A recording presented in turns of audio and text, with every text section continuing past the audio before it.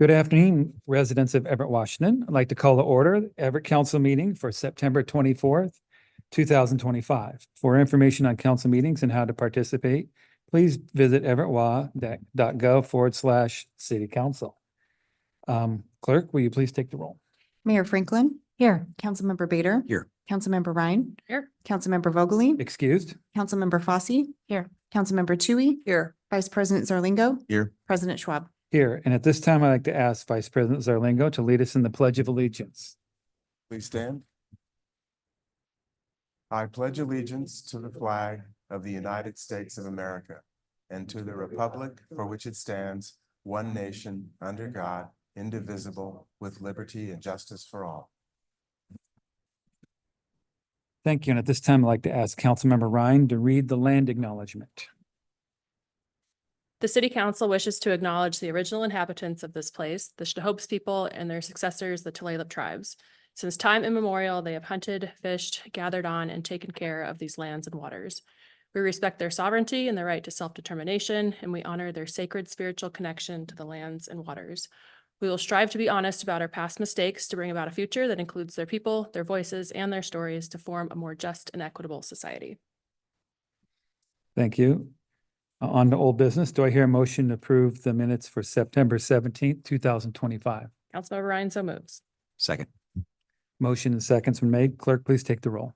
Councilmember Bader. Yes. Councilmember Ryan. Yes. Councilmember Fosse. Yes. Councilmember Tui. Yes. Vice President Zarlingo. Abstain. President Schwab. Yes. Okay, on to the mayor. Good afternoon. Good afternoon, President Schwab, Council, and community. I'm happy to share a proclamation today honoring Hispanic Heritage Month. Whereas the city of Everett is home to a rich tapestry of cultures and traditions that have shaped our identity as an inclusive and resilient community, and the preservation and sharing of our heritages strengthens civic pride, fosters understanding, and enriches the lives of all our residents. And National Hispanic Heritage Month serves as to remind us that our strength lies in unity and inclusion. And cultural heritage includes not only historical traditions, but also expressions of identity through food, music, language, and civic engagement, all which. And the Bureau of Census estimates the Hispanic population living in Everett is more than 17. Affirm our commitment to inclusion and mutual respect by uplifting the stories and experiences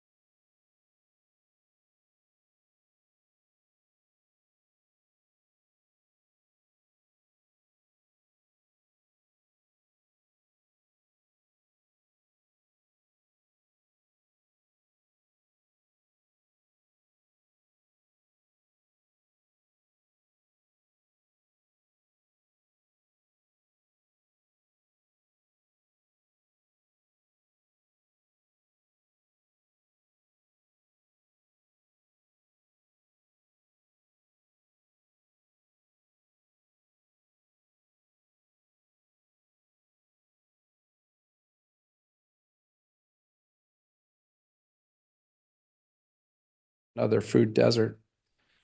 There are 5 voting districts in our city. All of those districts have a safe commercial zone other than District 1. District 1 is the only district without a safe commercial zone. I've heard that from my neighbors and from my friends. District 1 is the only one without a safe commercial zone. QFC on Broadway has seen some improvements because of investments by Kroger. Safeway is quickly descending, and Walgreens now closes their pharmacy in the early afternoon. Generally, I feel safe going to the grocery store, but for many, they do not, or to go to the drugstore. That breaks my heart. I feel for the elderly that don't have a safe place to pick up their medication. I'm disappointed in my neighbors who have given up on shopping in North Everett at all, and they drive across to Hagen or Albertsons or the evil Fred Meyer across the trestle. They are taking the tax dollars that could literally solve some of these problems and depositing them in Lake Stevens, Marysville, or Snohomish. We need to realize that there's a challenge ahead of us, and it's located on North Broadway. So what can we learn from Fred Meyer that will help us retain these essential services? You know, I think in the list of things a city must provide, is safe access to essential services like food and medication, prescription drugs. So I'll be leading an effort between and among neighborhoods to improve our beloved Safeway. I visited the Safeway on Pill Hill in Seattle that has some of the same issues. We also need to educate our citizens about the importance of shopping locally. For such, I will be an evangelist. I have talked to employees and former employees of both Fred Meyer and Walgreens and Rite Aid and Safeway. And the reality is that the drug addicted go into the stores each day and steal just enough for their daily hit. I hope that's not a surprise to anybody. In fact, home crimes, I believe, have gone down because the addicts don't need to take the threat of going into somebody's home and the possible legal or physical challenges when they can go into a store without impunity. So is it crime or is it financial losses? Is that my timer? Yep. It's two sides of the same coin. I had a really cute anecdote I was going to use, but I'll go to the end and say, we got dumped and that stinks, but we need to move on and ensure our other retail relationships stay strong. I'm willing to help. Thanks. Thank you. And that concludes our public comments. Are we sure there's no one here that wanted to speak? Just want to make sure. Okay. All right. Did we have anyone online, Angie? They are not on there, no. So Okay. All right. Okay, so we'll move on to council comments. We'll start off with Councilmember Bader. Thanks, Council President. A couple items.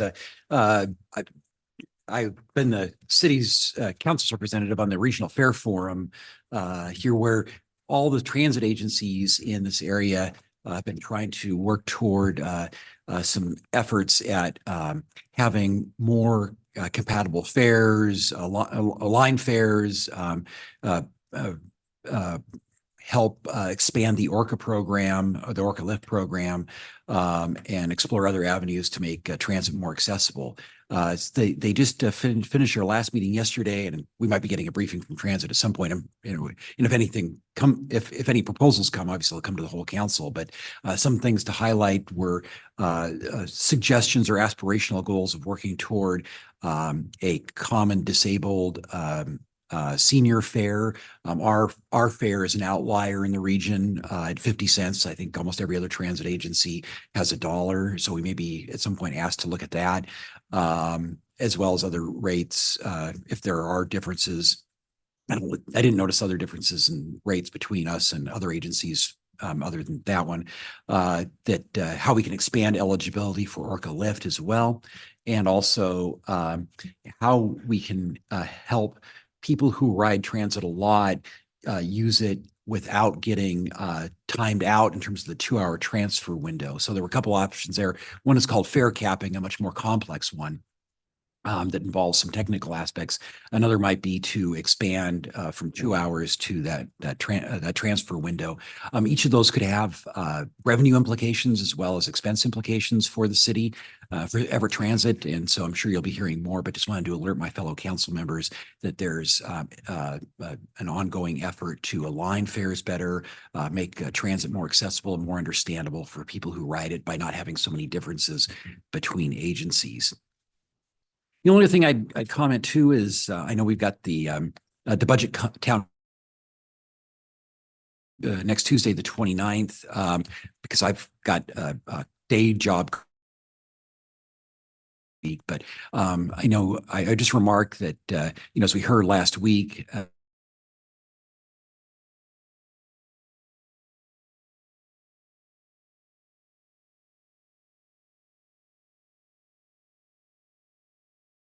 or two about the cuts we made and that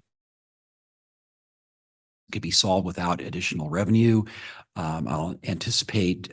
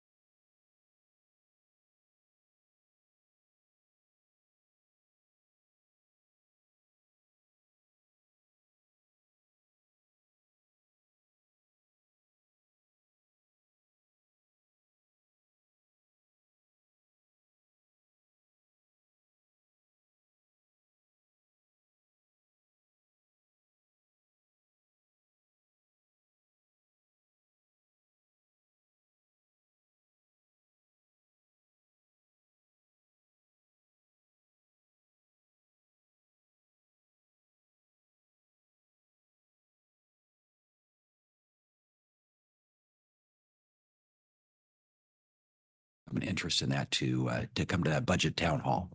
Thank you. And I assume Council President, you'll probably make an announcement about that, but just wanted to pass it on. Thank you for allowing me those comments. Yeah, absolutely. That's wonderful. And that's Monday, the 29th. Yeah, thanks. Yeah, no, good. No, we just want to make sure. Councilmember Ryan. Great, thank you. Thank you for the reminder too. Thank you to our public commenters. Thank you, Lawrence, for the proper warning. When we do think about emergency management, it's kind of terrifying to think that it could be our own government that we need to prepare for in case of an emergency. So I appreciate the heads up, and I know council's been interested in it, and the mayor has been also focused on it as well. So things are in the works, and there are discussions. So I'm not sure if where we're at and being able to share any of that, but I appreciate you coming and sharing those remarks today. And thank you, Mason, too, for sharing your remarks. I think, one of the benefits of districts is that we can ensure that there's an equitable distribution of essential goods and services across the whole city to see where there's gaps. And so thank you for alerting to us to that as well. Yesterday, I attended the Historic Commission meeting, and they had a great discussion about a couple of DADUs going in, and then at the end, they had a discussion about some historic signs and markers that have been put in recently. And they had asked me to ask for clarity on the process for approving a historic marker. So I just wanted to share that on the record, and then I can follow up with Jennifer administration later to get a clear idea of what that process and approval process is. So I can share that back to the Historic Commission.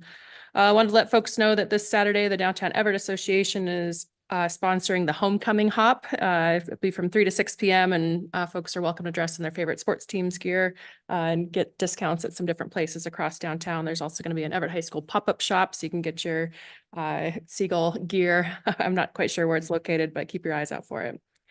Let's see. I wanted to share a reminder with the public that the city does have a See-Click Fix app, which is fantastic. So if you see a pothole or there's a stop sign that's been run over or any other city related issues, you can use the app to report that, and it goes through the proper reporting process, and you get updates, which I think is really helpful to know where your request is at in the process. I recently reported the drinking fountain at our community ice rink was broken. So it's been encouraging to see where it's at in the process, and I look forward to it being fixed soon. And also just want to make sure everybody knew that the Everett Animal Shelter currently has 45 cats available for adoption. So head on by and get a feline friend if you want one. Thanks. Thank you. Councilmember Fosse. No comments or questions other than just a thank you to our public comment speakers today. Always appreciate you coming in, and I'd be happy to speak about your issue after the meeting today. Thank you. Councilmember Tui. Yeah, I wanted to also thank our speakers this afternoon, both very good topics that we need to really be thinking about. And just a reminder that next Wednesday, October 1st at 5 o'clock, it will be our Community Health and Safety Council Committee meeting. That's it. Thank you. Thank you. Councilmember Zarlingo. Thank you. Well, first of all, thanks to our commenters. On the topic of food deserts, lack of stores, specifically in District 1, thank you, Mason, for highlighting that issue. And I will comment, I did look a while back at the possibility of municipal grocery stores. This has been done in a few cases. There's a lot I don't know yet, but it is a difficult thing to do and does not always succeed. So I suppose my sense of this at this point would be that we'll do all we can to continue to retain and encourage and support the stores that we have, because I think that is a more likely to be long-term, a more practical solution. With respect to Councilmember Bader's comments on our Monday budget meeting, I certainly would reiterate those fairly pointedly. The world that we as council members live in has to do with trade-offs and limited resources. And I also agree, we've done dozens of budget meetings. We've done a lot of outreach. We did an effort last year to put something on the ballot. So the world we live in is involved with all these trade-offs. And I think any public comment is going to be especially helpful if it talks about things that one might be willing to sacrifice, the trade-offs. That's the landscape we live on. Those are the decisions we kind of make. Those will be the most helpful to us. The things that just say more that one wants without increasing the envelope of resources are relatively unhelpful. Though certainly anything that increases that envelope of resources is going to be much appreciated. One last thing, I was not at last week's meeting, but have been reviewing the recordings and wanted to add one or two things that are relevant in the context specifically of the Fred Meyer store closure. Starting in early 2022 and for several years, I was part of something called the Elected Leadership Group for Sound Transit's Everett Link Extension. The Everett Link Extension is the 16-mile portion of Sound Transit light rail extending from Linwood to downtown Everett eventually. Our group studied in detail the potential track routes and station locations to recommend a set of each to focus on to study with an environmental impact statement. Those impact statements are underway right now along with their analysis. We as the Elected Leadership Group paid particular attention to the track alignments and potential station locations at the critical joining of Casino Road, Evergreen Way, and the Boeing Freeway. We recognized the importance of Fred Meyer and Casino Square, studied the trade-offs really thoroughly, and had with many meetings and 3 or 4 in-person walking and driving tours with Sound Transit board members from as far away as University Place and including the Sound Transit CEO. So this all got really careful consideration on not just a local, but a regional basis. And I think that demonstrates comprehensive effort on our part to be good partners to businesses and the communities involved. As I saw from last week's discussions here at this meeting, it's clear that we all did our part and will continue to do the responsible thing from here to encourage Kroger to work with us and partners to serve this community going forward. That's it. Thank you very much. Just as a reminder, applications for boards and commissions, the deadline is October 20th. So I encourage those who might be watching, please go to our city website and consider applying. Also, the Charter Review Committee, that is a separate commission, and that deadline is different. It is December 5th. So please, if you're interested, go online and take a look and fill out application. Yes, thank you for bringing it up today. Our budget open house on Monday, 9/29 starts at 5:30 in the Warehouser built room of the Everett Transit Station. And I'd like to consider this the town hall listening session. In the past, where we've had these budget meetings, there's been a lot of expression of different things in the city, all important. But we really want to be specific to the needs of the services the city provide, and hopefully some innovative ways that we can provide services while keeping resources at the current flat level or at a minimum increases. So the first part is going to be just some presentations from the council. I would encourage all council members to be there, not necessarily in a speaking, but just in a listening mode. And certainly there won't be any interaction between council members and the public, but afterwards, those are standing around be able to talk to afterwards. So I just really want to encourage the public that might be watching to put that on your calendar. Thank you for the speakers today. One thing, and I brought up last Wednesday, on the issue of the needs of the retail outlets or grocery stores, the organizations, those in the north part of town, is that please come us know this message. Let us know what you need as a business.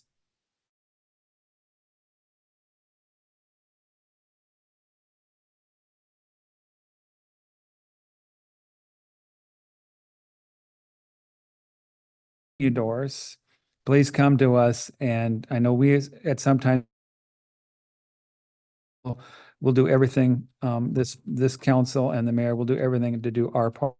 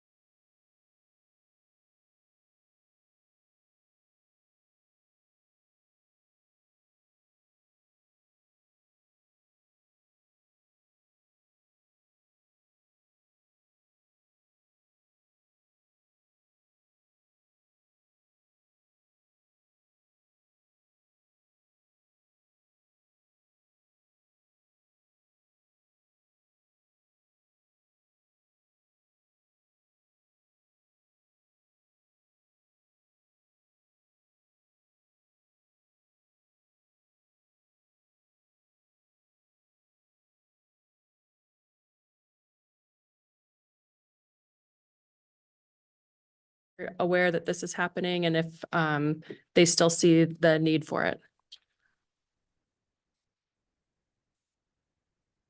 Good afternoon, Ryan Sass with Public Works. Yeah, our team has been coordinating particularly with Everett Community College, and that the next step in this process is a request for qualifications. And so we're trying to get them to partner with us and participate in that consultant selection.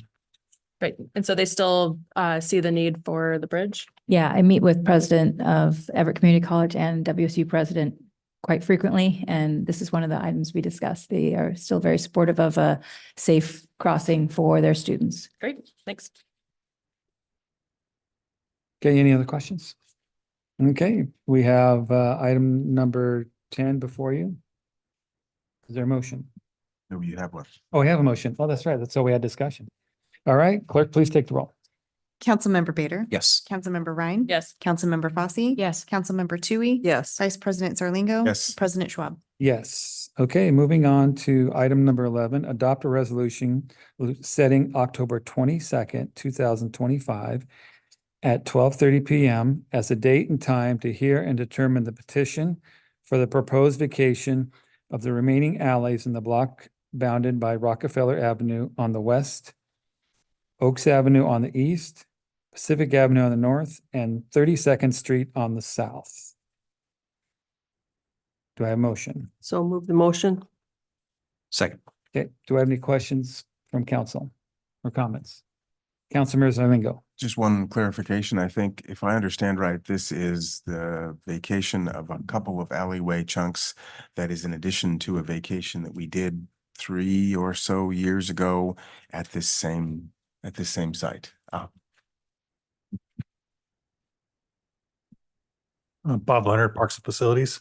Yes, that is correct. Actually, it was last year.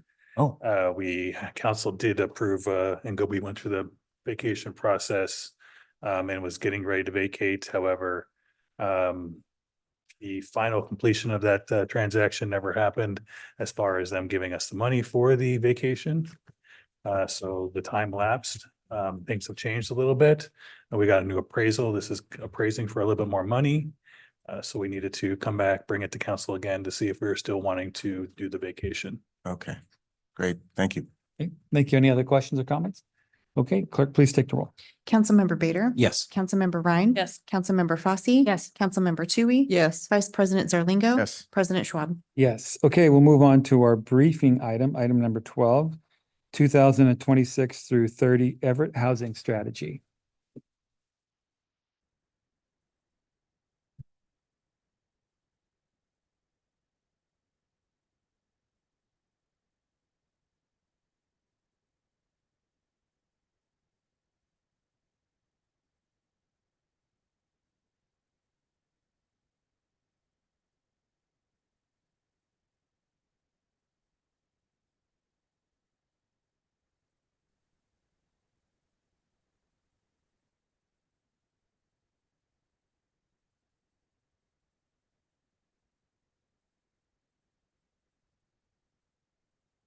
Frank, could you not share the video though, You do all. please?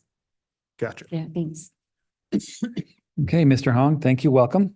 Hi, good afternoon, Madam Mayor, members of the council. Frank Hong, Special Projects Manager for Housing with the Community Development. Today, I'm excited to present to you our next 5-year strategy, the 2026 to 2030 housing strategy.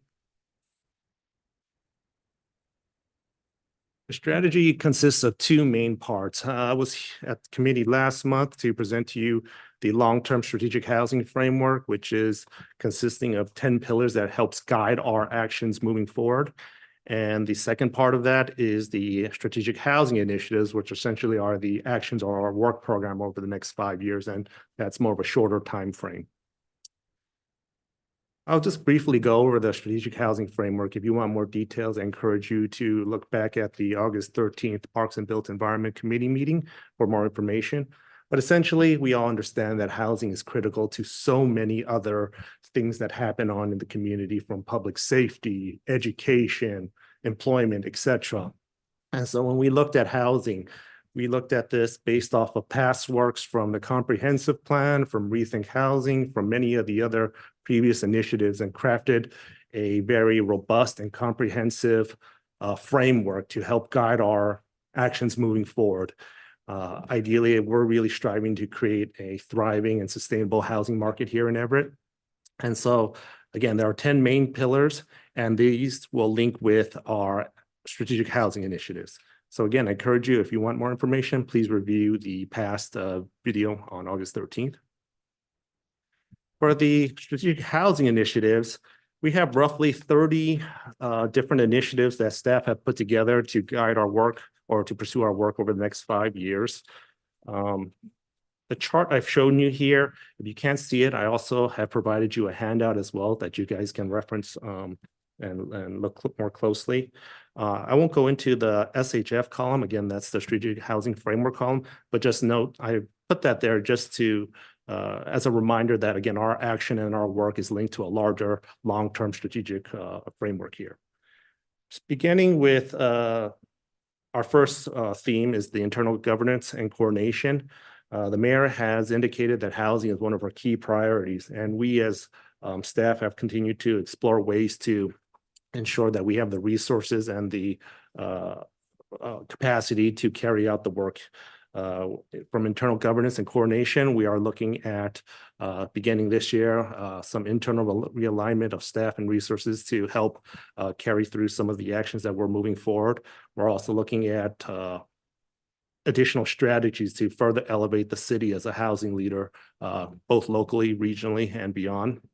And so some of our work will also include creating a virtual housing portal on our website so that we can centralize the information, make sure that the information is transparent to tenants, renters, investors, et cetera, so that we can, again, have a more coordinated housing effort moving forward.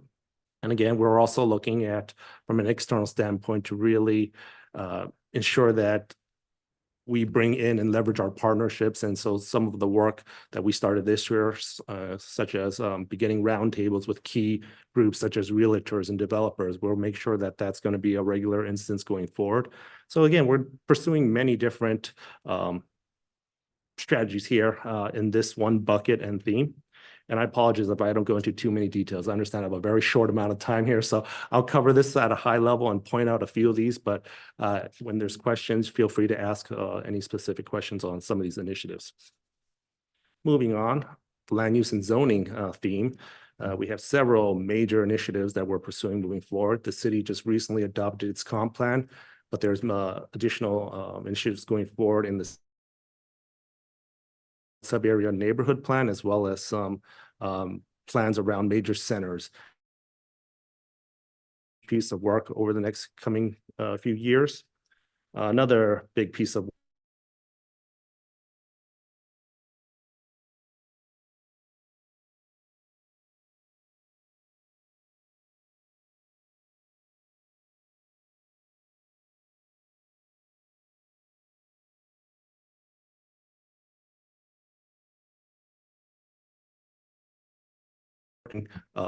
permitting at a quick pace throughout the city. Things that are happening and changing with technology, and so we're continually looking at ways to improve.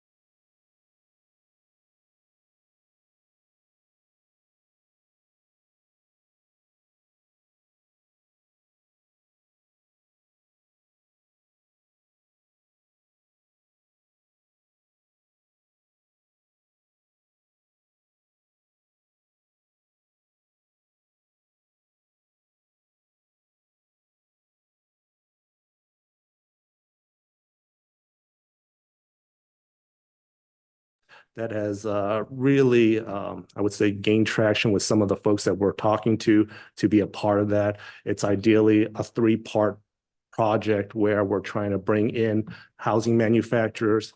Also, another component of that is sort of a continuous improvement research component, looking at buildings and materials research. And then a third component is focused heavily on workforce development, which is also a key core issue that's often overlooked, but essential in our housing market, where we all know there's a lack of labor in the construction industry. So that project in itself is something that we're working towards over the next 5 years. Aligned with that is also potentially bringing in demonstration projects. We want to see new projects occur in the city. And so I'm constantly in communication with developers, property owners, et cetera, to make that happen. Yeah, several other very interesting pieces that I can speak on, but I'll move on for now. And if there's any questions on some of these later, I can come back to them. Housing finance is also another critical component.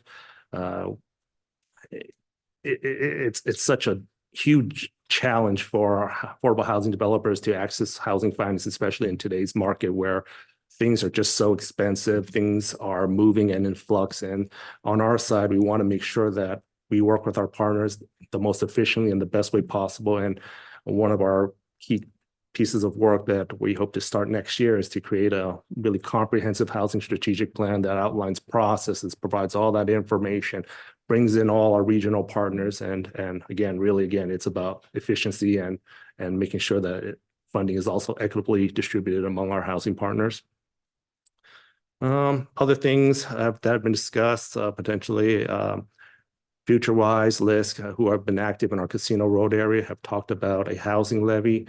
That's something that we would be willing to explore with them to see if that's even possible. Again, comes back to resources that the city would need for future housing endeavors.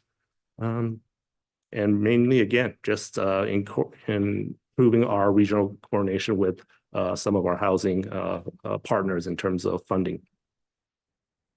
Accountability is also a big piece that we're looking at both internally and externally. Mainly, this is making sure that the data is available to housing partners, making sure that the processes are complied with. And one big measure that follows Rethink Housing. For the most part, we completed almost all the items of Rethink Housing, except for 4, which focus mainly on data and monitoring. And that's what we're going to be building into this accountability. And so closing out Rethink Housing, but continuing the outstanding initiatives there. And lastly, Housing for All, which is mainly on the supply side. We know how, again, there's a lack of affordable housing or lack of housing in general, and we're focused in that area and doing many things, particularly around the shelters, very focused on figuring out ways that the needs and the ways to do them. We're looking at ensuring that management plans address any kind of community concerns that arise from lower income types of affordable housing. Another interesting effort, which I know many of you are aware of right now, is the preparing the manufactured housing overlay. That's something that we've begun this year and believe will conclude early 2026. And again, that is protections for some of the 10 manufactured home communities that exist in the city. Another interesting tool and effort that we're also looking at is with all the potential future capital infrastructure that's coming to the city, for example, sound transit. We're very concerned with displacement. And so we're looking at, again, tools to model that out and make that accessible to the larger community so that we can all come together to develop impactful solutions. And the last that I'd like to mention is just potentially creating a land banking program. Again, oftentimes when we're engaging our housing partners, again, the difficulty in building housing stretches beyond, there's just a lot of difficulties around it. And so we as a city are trying to figure out what we can do from a resource standpoint to help, and a land banking program could go a long way. I know I went through this pretty quickly because I understood I only had about 10 to 15 minutes, but our next steps are really, again, going back and looking over these strategies, identifying which ones will be finalized and moved forward, developing a schedule of implementation, as well as the funding impacts of each of these, and returning to council around December or maybe January of next year to move that part along. So that, again, is a real quick overview of the housing work. There was a lot in there, but yeah, I'm more than happy to go into any in detail or provide a little bit more clarification. Questions from council? Councilmember Zalingo. Well, we talked about innovation here in some types, and of course, we were just talking about a turning over an alleyway to enable a development here downtown. There are some efforts going on with respect to some innovative, smaller solutions, less expensive things like the micro studios, the potential repurposing of the Econo Lodge in South Everett in my district with an innovative kind of housing. So I'm getting the sense that we are doing better with respect to rentals and increasing some opportunities and flexibility in the lower end. I guess my concern is at the 100% and up AMI. I hope there's more we can do that way. I hope there's more we can do in terms of ownership. I guess I'm just wanting to say I'm enthusiastic in particular about that because I think that's what we need more of. We don't have our share of that. And if there's more that you can suggest on that part that we can do, I'd like to hear it. I mean, in general, we all recognize we want a mixed housing environment because that generally brings better stability. And there's, again, a lot of benefits that's well known about ownership. From a city standpoint and the resources that we commit, it's a little bit more challenging because the regulations stipulate that generally for like funding and for land, we generally can support housing at the 80% AMI and below. And so when you exceed that, it's more so working with our development partners, making sure that our processes are efficient and that it attracts other folks to come in and build. But it's something that we constantly are discussing internally and looking at ways to resolve. Definitely challenging when we don't have a lot of resources in the first place to put in.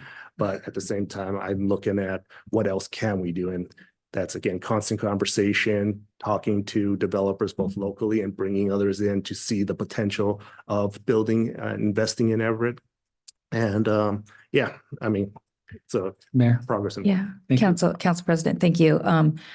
Great question. Ben's a priority of ours as well. And part of that is first creating a space where people want to live. And that's why we prioritize public safety and economic development, getting more businesses and kind of a vibrant community. And as we have been successful in those endeavors, what we also need to do is strong advocacy for change in condo liability law. So that is one of the areas I think our delegation has done some great work on getting some fixes there, but it's still not quite to the threshold where people are wanting to build condominiums here, at least not large scale.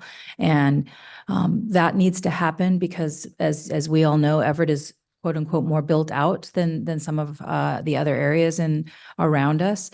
And so when our density has to go up in height, that means condos if we want owner occupied residencies. So that is an area that we will continue to keep on our legislative agenda and work with our fabulous delegation. But we are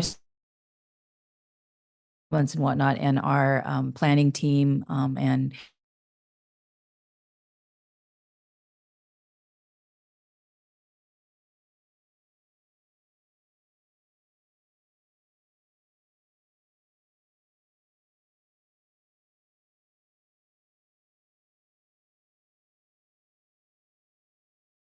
these things will help increase owner occupied housing.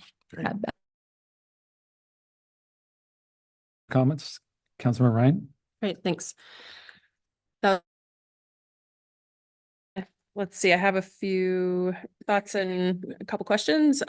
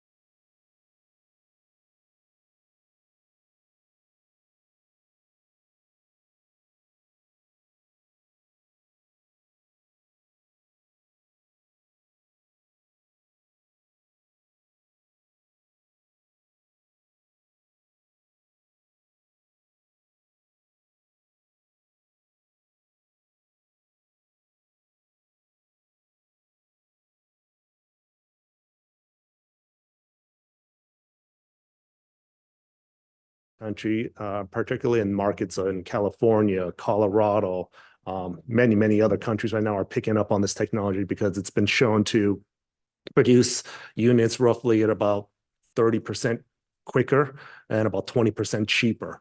And as you can imagine, a multi-million-dollar buildings, that's a significant amount, as well as oftentimes we hear from our development partners that things are just moving too slow. And so we're again trying to work with our partners to figure out ways to increase capacity by decreasing the time it takes to build, as well as decreasing the cost. And ultimately that also affects affordability. If we can decrease the input side of things, hopefully that will translate to cheaper homes, both for rental and for ownership.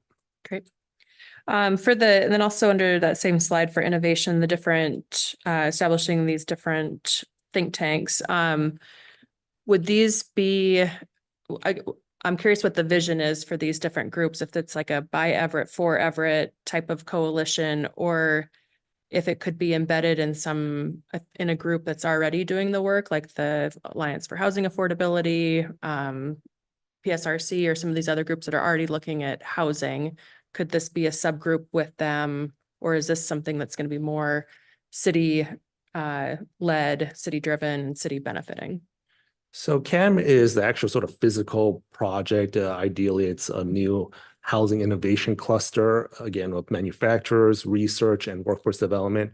And I think what you're referencing now is the third item here, the Coalition for Advanced Housing. So that's more of a body of people across the spectrum, where right now, CAP, the Coalition for Advanced Housing Production, was conceived as supporting CAM, but also as potentially a new industrial body, sort of what you were going to, or what you were alluding to, that could be either an organization.